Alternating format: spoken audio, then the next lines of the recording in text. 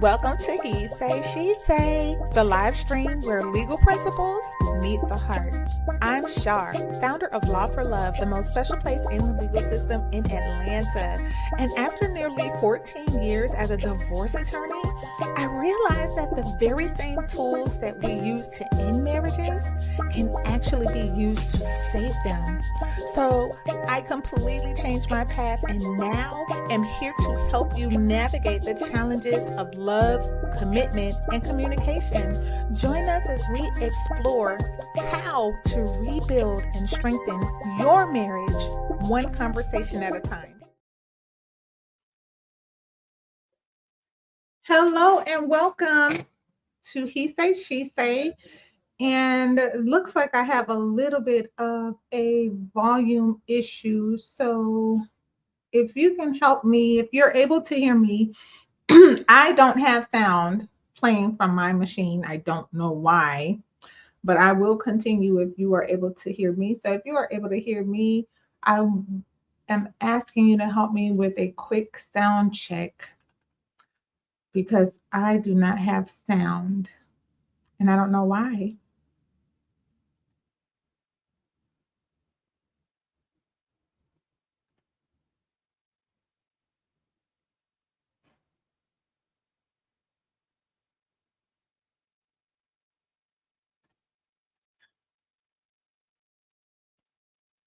I do not know why I have no sound.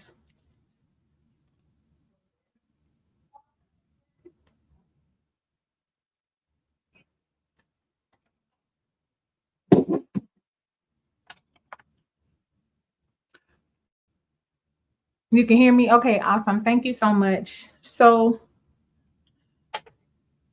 did you know that nearly 40% of people that go through divorce, they express an experience of some form of emotional abuse?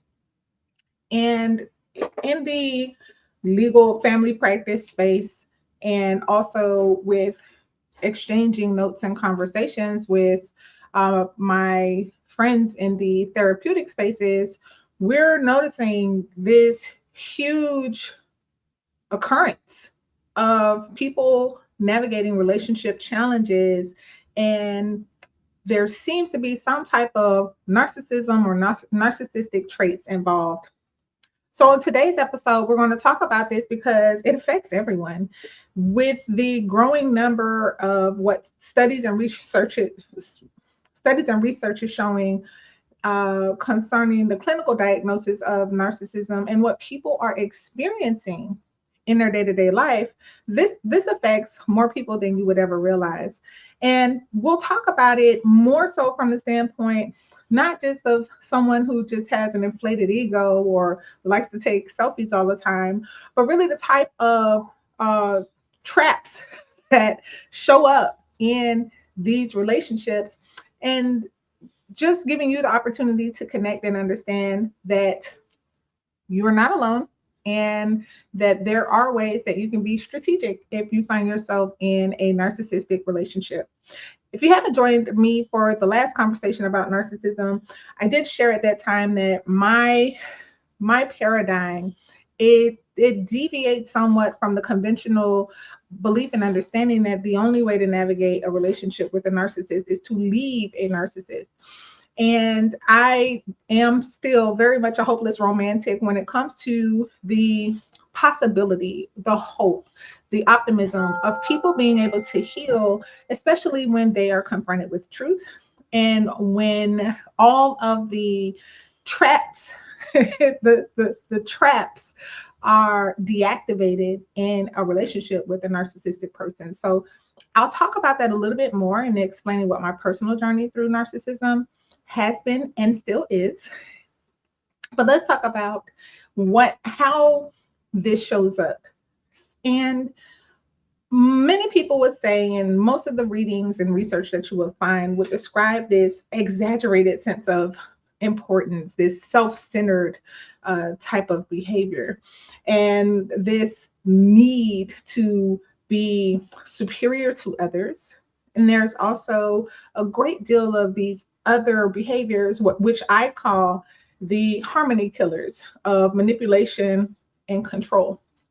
And so when you have these traits coupled with a lack of empathy, a lot of people who are married to narcissists, they walk away feeling like they're not being heard, they're not being understood, they're not being respected for the fact that they're showing up in pain, and their narcissist is dismissive or twisting their emotions or turning it into a joke and laughing it away. When I talk to other people in healing spaces similar to mine, I'm a gift of compassion person, not a therapist, but you meet people with this gift all the time in many walks of life. And when you talk to us, we've all developed a sort of playbook in recognizing the tools, tricks, and trappings of a narcissist. And the first one that I want to talk about is the lack of empathy. When you're in an intimate relationship, like a marriage, there is an expectation, and it is a reasonable expectation that the person that you promised and vowed to live the rest of your life with, to have and to hold, through sickness and through health, so long as you both shall live, there's a reasonable expectation that this person is going to feel your pain, that this person is going to hear your concerns and have some type of connection with the fact that their behavior hurts you. And when there are this narcissistic trait, lack of empathy, shows up, what we see a lot of, from my point of view, is a deep resentment and bitterness that takes place. Because how do you explain someone not understanding you? How do you explain someone not respecting your feelings, someone not taking ownership of the stuff that they do? And a lot of times, and this is related to another trap of narcissism, turning your expression of hurt, your expression of concern, turning it on you. And what happens for a lot of people is that they end up feeling like they are crazy when they're in a relationship with a narcissistic person. And I am aware that this conversation, it goes beyond husband and wives. This goes to parents and children as well. But very specifically, I am speaking about marriage and navigating relationship with someone who really just does not seem to have the ability to connect emotionally. It is a really, really big problem. And so people who have been navigating this lack of empathy with a person that is narcissistic or has narcissistic traits oftentimes begin to wonder if the problem is them, because the next trait or trap of the narcissistic relationship is manipulation. Manipulation is huge because it plays on something that you need that the narcissistic person knows that you need. And the manipulation could show up in so many different ways. It can show up as gaslighting. It can show up as isolating you. It can show up as guilt trips or other emotional tactics so that they can, in the end, get what they want, which is to feel superior, to feel like the winner. So even in the talks that we do in the trainings on navigating conflict without screaming, right? Navigating conflict where you think like a lawyer and you fight like a lover. One of the things that we unpack and we understand is that you are responsible for the way that you feel.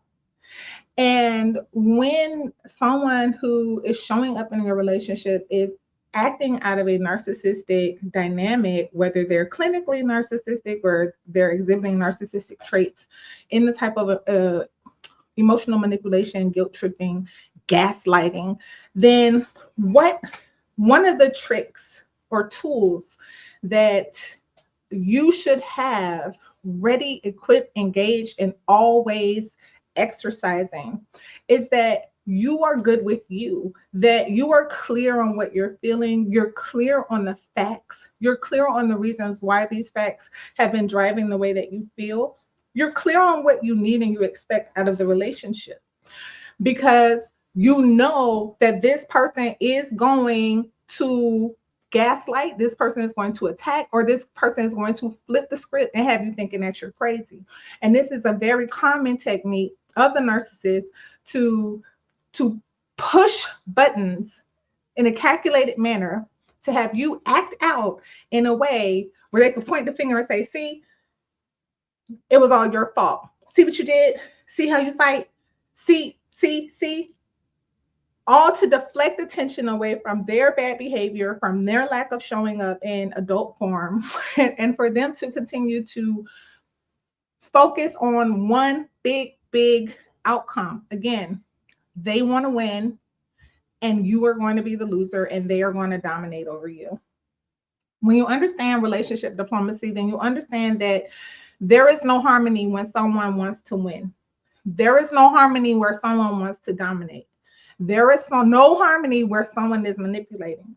And when you walk into a relationship understanding this, you will insist on your position with respect to how what you needs to be advocated for in a way that respects the entire relationship, both people in the relationship.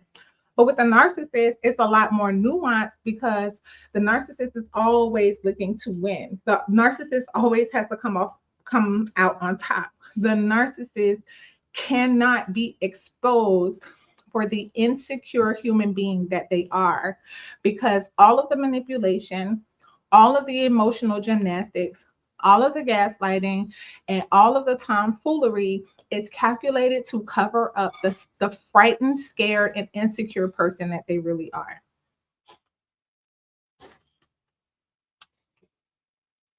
And, I'd love to hear from you if you've navigated any type of narcissistic relationship and how you found courage and strength to show up and advocate for yourself. And I'm just going to take a minute to try to check in on the chat. And hello to everyone in the chat. Thank you so much for joining. I want to mention something else too about manipulation. And it's a law that I discovered in my journey of practicing law and also in navigating narcissism, is that the more you are honest with yourself and the more you insist on honesty from others, even when it hurts, even when it's painful, the more resilient you become against having your emotions manipulated by someone else. Manipulation works the strongest when you believe lies. When someone who wants to manipulate you knows that you don't believe the truth about yourself, they know that you don't see your true worth or your value, they know that this relationship is more important to them than their relationship with themselves, you are easier to manipulate by a narcissist. You are easier to drag around, guilt trip, and isolate for the purpose of the narcissist winning their position in the match. And so your relationship with truth becomes, to me, your number one defensive weapon. When you've already had conversations about yourself and where your strengths and weaknesses are, when you've already had conversations with yourself about your imperfections and your flaws, when you've already had conversations with yourself about where you fall short, the things you're afraid of, and the things that make you feel insecure, then it is nearly impossible to be manipulated, guilt tripped, shamed, or gaslighted by a narcissist in those areas, because you've already had that conversation with yourself. It really does work that simply.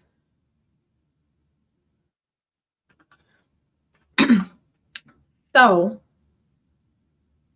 the other thing that many people, again, when they're reaching out to a family therapist, divorce attorney, going through a divorce, they have been victims of narcissism or narcissistic traits is control. Manipulation and control are two things that will infuriate me very quickly. And the reason why is because control is rooted in an absurd expectation that you as a human being have the right to force another human being to do what you want them to do. And this attitude directly violates the law of creation. Your creator excluded the dominion of your free will, your right to make choices, excluded that dominion from himself, and he made you. He does not force you to do what he wants you to do. Even when what he wants you to do is right for you, the Most High himself will not violate your will. So who on earth is another human being to dare to control you? It is not their right. It is not their authority. It is not their dominion. And the only person who can give someone the right to control is you by consent. You can only be controlled if you agree to be controlled. But you were made to make your choices, and you were made to exercise your free will, and you were made to navigate harmony with others in respect of their right to not be controlled. I hate control with an everlasting hatred. I hate it. And manipulation is the reason, again, this is a violation of the natural order of you being created to exercise your choice. Someone wants to come and steal it from you by lying to you and manipulating you. It is a violation of your right to exercise your choice. And these things I've learned, again, through my journey navigating narcissism in my personal spaces. I've learned to hate those things because my hatred for those legal violations are the way that I took my life back from being dominated and ruled over in a narcissistic relationship. Let me try to see these comments.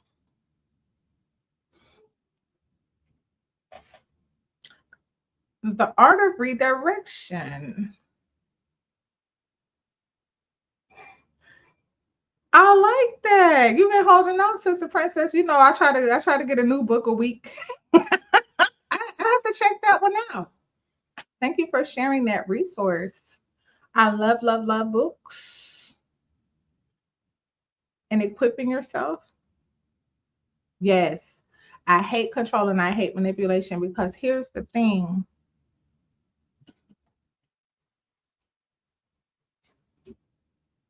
So Sister Princess, it does work, right? When you realize, thank you so much. So my child made me don't show it. It's not okay, it's not perfect. Okay. My child just came and delivered me.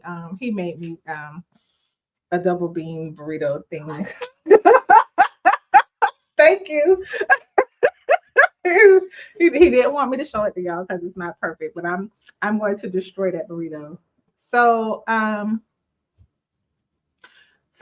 your point, Sister Princess, I didn't read that book, but I'm going to read it because I'm interested to see if that's what I learned to do when I learned how to operate within the law of my personal dominion as a person who will not be controlled and who will not be manipulated. Often when I'm talking to my clients and I recognize that my client has been beaten down to a place where they don't believe they have any power, because that's what a narcissist wants you. A narcissist wants you powerless. A narcissist, they're not okay with you just tapping out. No, they want to dominate, right? So one of the things that I equip people with, and this is something for you if you are in this type of relationship, you have to tell yourself over and over and over again, even if you need to write this on the mirror in your bathroom, if you need to put it on a whiteboard, if you need to write it on sticky notes and put it everywhere where you show up, on your computer, in your car, wherever you can see it, You need to write, I will not be controlled or manipulated. Because when you respect the law of your personal dominion, when you understand that no other human being has the right to take by force or to steal from you your right to your choices, then you become very bold and you become very confident in exercising your choices without fear of losing this person. Because if this person senses fear, that you afraid that they're not going to love you, you're afraid that they're not going to accept you, you're afraid that they might want somebody else, they will continue to manipulate, and you will continue to allow them to control you in ways that you were not created to be controlled. So to your point, Sister Princess, I forget who I was talking to about this, but it was like we were talking about these different forms of martial arts, right? Where you're not actually fighting force with force, you're using this person's force against them, right? So I think it's Tai Chi, was it Fataya? Like they come at you with this force, and rather than you bringing back the force, you move in such a way that their force causes them to fall. That is what you learn how to do when you realize that the narcissist has a certain type of force. The narcissist wants you to engage in head-to-head combat so that the narcissist can use tactics to dominate over you and to show you and to make you submit. Oh, I get mad thinking about it. You want to make someone submit so that you can feel dominant and superior as a way to cover up your insecurity. When you learn how to do this, not only do you find yourself more confident and more connected with yourself, but you put your narcissist in check. If you're in a narcissistic marriage or relationship, you actually put your narcissist in check because they can't play those games with you anymore. And that's what I'm here to talk about tonight. Judo. Yes, thank you, Brother Red. Judo. Let them come at you with all that force and they're gonna fall. And you barely exerted any energy. So a lot of people in narcissistic relationships are saying, oh, I'm exhausted. This person's the energy vampire, because you're trying to fight force with force. Let them come at you with that energy and fall to the floor. On my job, I see managers that want to control their staff. I can't stand managers like them, rather than nurture, which to a point does work, but out of fear. Well, see, that's the point. A true leader doesn't need you to be afraid of them. A true leader is going to lead by respecting your personhood and inviting you to participate in the objective of the team. Like a true leader it doesn't need to be a reign of terror. And yes, this is one of the things that people do express or experience from narcissistic traits in the workplace, because a narcissist wants to have authority from a position of a title. This title confers to the narcissist the right to be superior to you. When the teachings of Yahusha are the exact opposite, that the greatest among you, the one who shall be the leader among you, shall be the one who serves all of you. The true leader understands that by serving you, I lead. But a narcissist expects a title or some type of position to confer an authority that they still are insecure in, because they don't truly, they're still insecure. Their need, their value comes from how people perceive them. And if people perceive you as having power, if people perceive you as being confident, if people perceive you as being strong, then you don't feel exposed in your narcissism, in your hiding place, in your insecure place where you really are if you're a narcissist. Because that's what you're dealing with when you're dealing with a narcissist, an extremely insecure person who has to hide behind authority or power and dominate in order to cover up their own insecurity.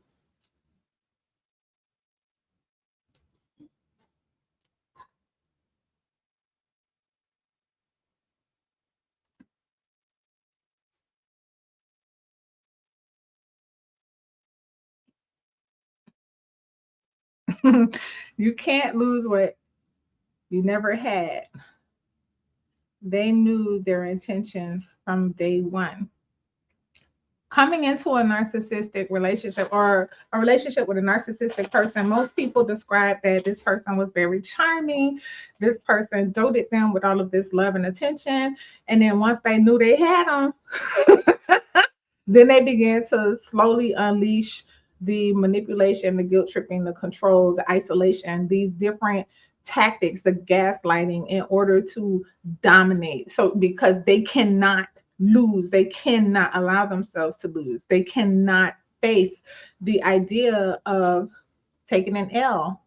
But someone who's whole in who they are is not immobilized or paralyzed by fear of loss.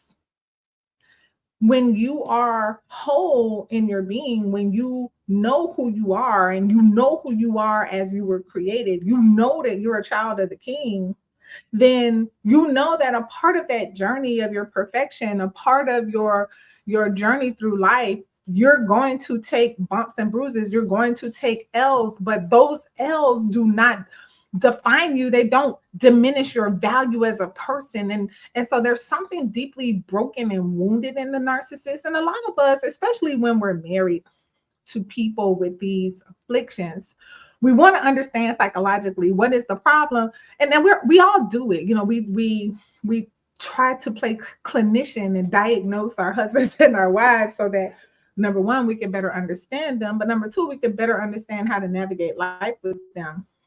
Well, someone who's broken like this is so terrified of losing that they don't make moves. They don't make real moves unless that move is calculated for them to win. And that's what a lot of people are experiencing in these spaces, navigating life with narcissists. So I want to share a personal story with you. Again, the last conversation about narcissism was from the pages of my own life, where I married someone with very strong narcissistic traits. I'm not here to clinically diagnose him, but I have learned how to navigate life with him and how to take back a lot of power that I once conferred to him, because I used to need our relationship more than I needed to be connected to myself. I used to need his acceptance more than I needed my acceptance of myself. I used to need his validation more than the validation that I received from my loving creator who made me and who put me here for a reason. And so when I was in that state, the first 8 years of my marriage, I was the runaway bride, because the only way out of what I found myself living in was to run away. It was the conventional wisdom about navigating life with a narcissist. You can only do it by leaving them or expecting them to leave. And so I was taken on a journey again by my loving father. My heavenly father took me on a journey of self-discovery and self-awareness, took me on a journey in the scriptures to learn who he is and what his nature is. And in learning about him, I learned about myself. When I talk about these laws and how I developed a hatred for manipulation and control, that came as a direct result of my developing a deeper relationship with my creator and making it my business to get to know him and how he sees me. Because the life that I lived before that was living my life according to the way my husband saw me, living my life in a way according to what my husband approved of. And that's not to say that I don't live in a submitted role as a wife, that I do not honor and respect his person, his being, that I do not listen to him. Of course I do. Of course, we have learned together through my exercising of my own personal authority and my taking hold of my personal identity as a child of the creator, we've learned to balance out the respect in our relationship as a direct result. Because there was a time in my life where I didn't trust my own decisions.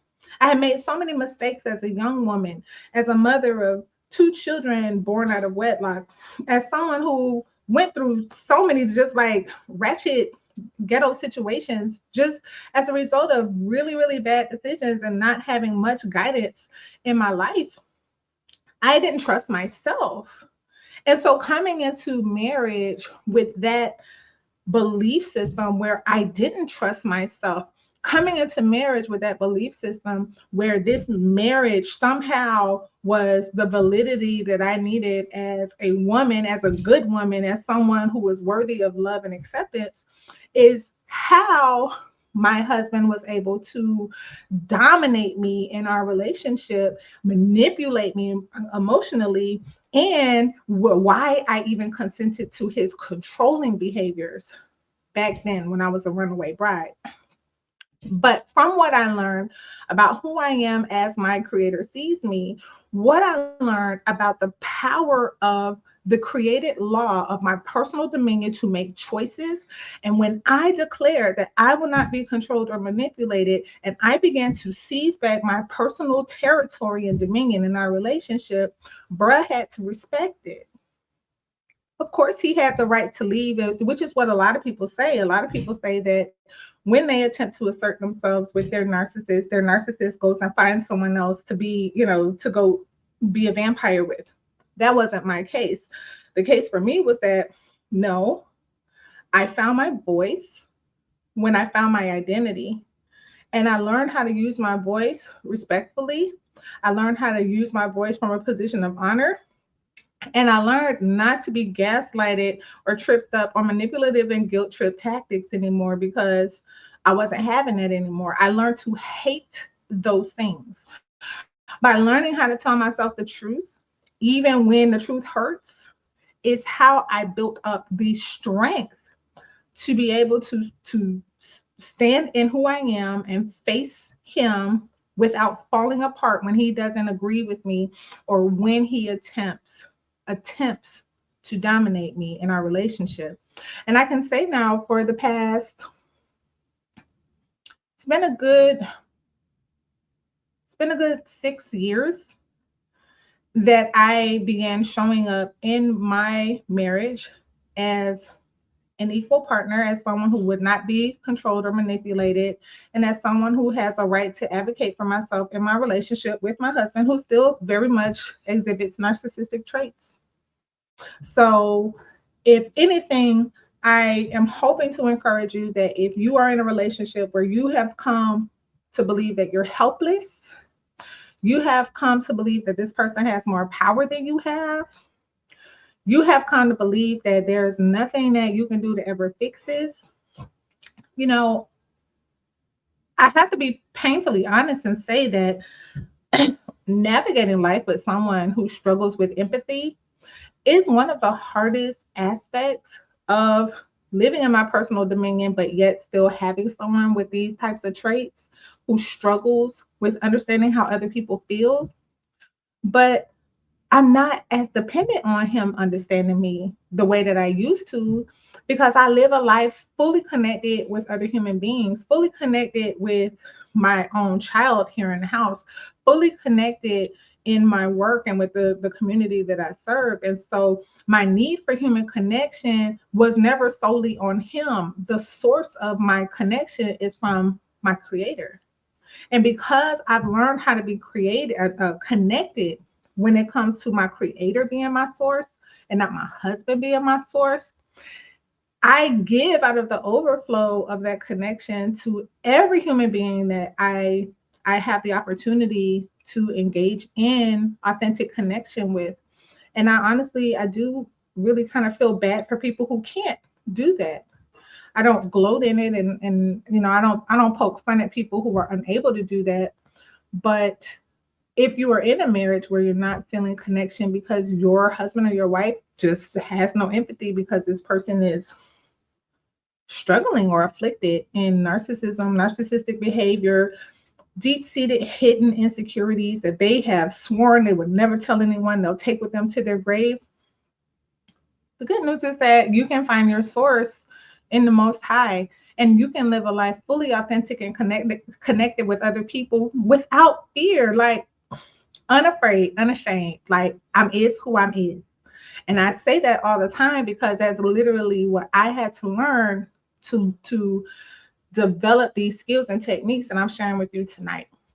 I thought it was a comment.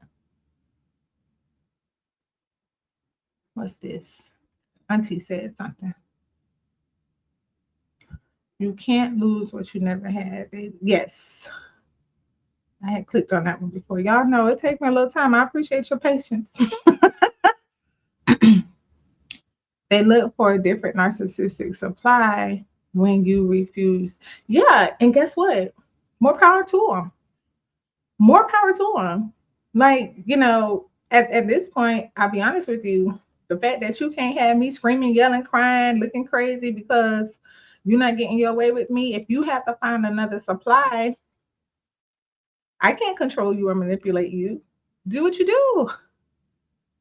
And when we live intact in our being, and we live in confidence of who we are as sons and daughters of the living God, then somebody else going to get their supply, whatever that is and whatever that looks like, that doesn't subtract from me.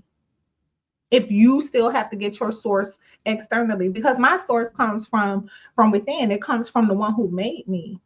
The fact that you got to go get your source outside of you, that says a lot about the maturity that's necessary in you. So it is true, and that's the conventional wisdom. They do go somewhere else to get their narcissistic supply. Someone that's going to gloat over them, someone that's going to constantly praise them and help them feel puffed up in this exaggerated representation of who they are, hiding this fearful, broken, insecure person on the inside that they think nobody else can see. That, I think, that's the part that's also a little ridiculous about the narcissist, is that they have convinced themselves that no one can see how insecure they are. And it's like, hey, everybody can see that. So why don't you just go ahead and let's sit down and be honest about it. Let's hold hands, sing kumbaya, and we can all just heal together. But their need to hide it, their fear of having it exposed, and the shame of the fact that it exists is debilitating. So my heart goes out even when they go and look for their other narcissistic supply. I'm unbothered by it.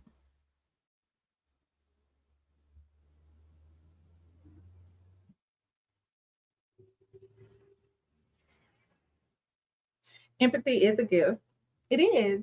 And that's why when you find yourself kind of like surrounded by these broken narcissistic people, number one, part of my journey in navigating narcissism, and I've shared this before, has been recognizing where I had begun exhibiting narcissistic behaviors, right? Where I had began taking on that shameful, fearful cover up methodology of blaming everyone else rather than looking at myself for what I had going on. And then once I took care of that and began to be willing to confront the truth about myself and go to my maker for the truth about who I am, and why did he put me here, and why did he make me the way that he made me, and embracing, I can't tell you how powerful it is to embrace your flaws, how powerful it is to embrace your flaws, how powerful it is to have an honest conversation with yourself about how afraid you really are, the things that you're afraid of. There's so much power when you face those things and you just recognize, like, okay, I'm broken, I'm flawed, I'm perfectly imperfect, and just live in who you are. You find yourself having more in common with everybody else walking the face of the earth. So I hope this blesses you. If you have had an experience or are navigating a relationship with a narcissistic person, I'd love to hear from you. And if you want to leave something in the comments and share your experience, or any question that you have about maybe dealing with a narcissistic challenge, if it's embarrassing, by all means, please reach out to support@lawforlove.com. I love to engage with you and connect with you to lend you some support and some courage, because getting to the point where I'm actually having to share with the world that I am married to a narcissist, and I have learned how to love him strategically.